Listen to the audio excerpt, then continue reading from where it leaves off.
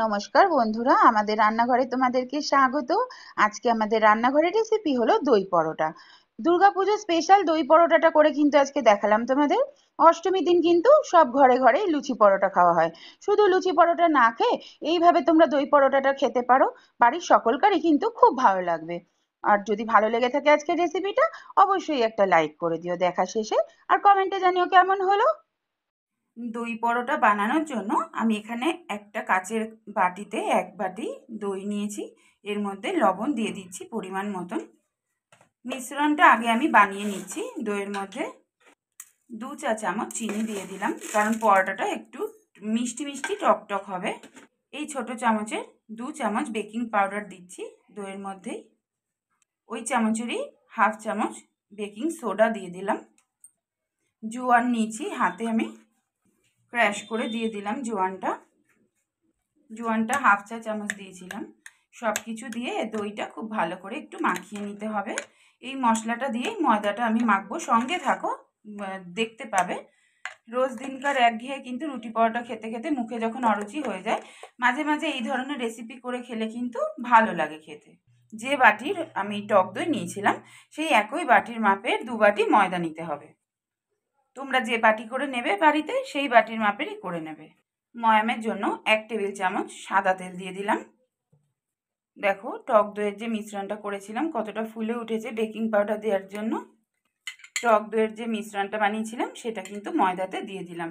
প্রথমেই জল দেওয়া যাবে না, এই মিশ্রণটা দিয়েই ময়দাটা আমি মাখিয়ে নেব। তারপর যতটুকু ঠিক জল লাগবে ততটুকুই দেব। খুব সামান্য জল দিয়ে দিচ্ছি, খুব বেশি জল দেওয়ার প্রয়োজন নেই, কারণ ডোটা আমাকে শক্ত করে মেখে নিতে হবে। ডোটা মাখা হয়ে এসেছে প্রায়। অল্প একটু সাদা তেল হাতে করে নিয়ে ডোয়ের গায়ে ভালো করে একটু মাখিয়ে নিচ্ছি। 15 মিনিট রেস্টে রাখবো। 15 মিনিট পর ফিরে আসছি। 15 মিনিট হয়ে গেছে। ঢাকনাটা খুলে দিলাম, দিয়ে হাত দিয়ে আবার একটু ভালো করে ঠেসে নিতে হবে। এই সময় দেখো কতটা সফট হয়েছে, নিশ্চয়ই বোঝাতে পারছি।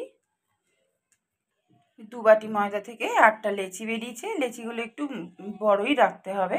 একটা লেচি নিয়ে নিয়েছি, অল্প একটু সাদা তেল গায়ে বুলিয়ে নিয়েছি, তেল দিয়ে বেলতে সুবিধা হবে।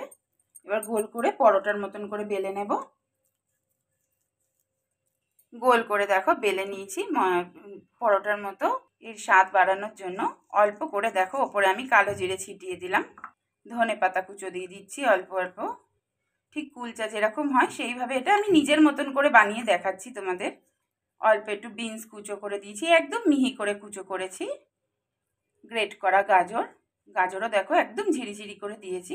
এটা যদি তোমরা না চাও নাও দিতে পারো, কিন্তু এটা দিলে খেতেও স্বাদ হবে আর দেখতেও ভালো হবে। এবার আমি বেলনি দিয়ে বেলে দেবো। একটু প্রেস করে বেলতে হবে, নাহলে তো এগুলো তো শুকনো জিনিস, ভাজার সময় না হলে পড়ে যাবে চাটুতে।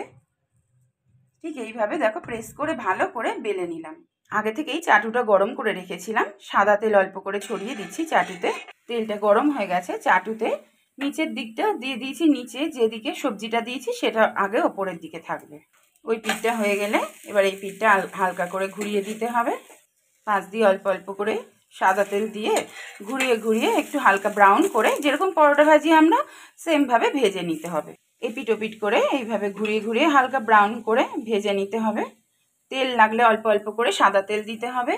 যদি কেউ এই পরোটাটা বানিয়ে না খাও সে কিন্তু মিস করবে। বারবার বলছি, পুজোতে অবশ্যই যারা ধরো নিরামিষ খাচ্ছ, অনেকেই আছে দুর্গাপুজোর 10টা দিন নিরামিষ খাও, তাদের জন্যই বিশেষ করে এই রেসিপিটা দেখালাম।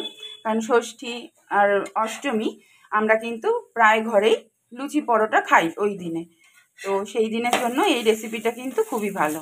এর সঙ্গে নিরামিষ আলুর দম অথবা পনিরের কোনো একটা আইটেম করে নেবে, নিয়ে অবশ্যই ট্রাই করো। বাড়ির প্রত্যেকে কিন্তু খুব ভালো খাবে। পরোটাটা কিন্তু ভাজা হয়ে গেছে, এই সময় তুলে নিচ্ছি। আবার একটা নিচ্ছি, সেমভাবে নিয়ে নিলাম। সাদা তেল ভালো করে লাগিয়ে নিয়ে গোল করে বেলে নিচ্ছি। গোল করে বেলে নিয়েছি। আবার সেমভাবে কালো জিরেগুলো ছড়িয়ে দিলাম। ধনে পাতা কুচোটা দিয়ে দিচ্ছি। বিনস কুচো দিয়ে দিলাম। রিকোয়েস্ট করছি অবশ্যই এই পরোটাটা কিন্তু তোমরা একদিন বাড়িতে বানিয়ে খেও, আর কেমন লাগলো অবশ্যই কমেন্টে এসে জানিয়ে যেও। গাজর কুচোটাও দিয়ে দিলাম। এবার বেলনি দিয়ে চেপে জাস্ট একবার ভালো করে লাগিয়ে দিতে হবে পরোটার গায়ে। একটু চেপে দিলে আর তাহলে চাটুতে ছড়াবে না। একটু তেল দিয়ে ঘুরিয়ে নিলাম। এক পাশটা হয়ে গেলে আবার আর এক পাশটা ঘুরিয়ে দিতে হবে। পাশ দিয়ে একটু সাদা তেল দিয়ে দিচ্ছি। একইভাবে সবকটা ভেজে নিয়ে ফিরে আসছি।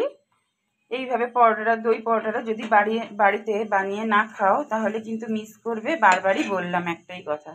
দেখো পরোটাটা আমার ভাজা হয়ে গেছে, এই সময় তুলে নিচ্ছি। সবগুলো নিয়ে ফিরে আসছি। প্রত্যেক কটা দই পরোটা কিন্তু আমার রেডি হয়ে গেছে। রেসিপিটা এখানেই শেষ করছি। তাহলে আজকের দই পরোটা রেসিপি যদি তোমাদের ভালো লেগে থাকে অবশ্যই কিন্তু লাইক কমেন্ট শেয়ার করে দিও বন্ধুরা। আর যারা নতুন এসেছো আমাদের রান্নাঘরে আজকে আমার রান্না দেখতে, অবশ্যই সাবস্ক্রাইব করে আমার চ্যানেলের পাশে থেকো। আসি, ততক্ষণ ভালো থেকো, সুস্থ থেকো। খুব তাড়াতাড়ি আবার অন্য একটা ভিডিও নিয়ে দেখা হচ্ছে।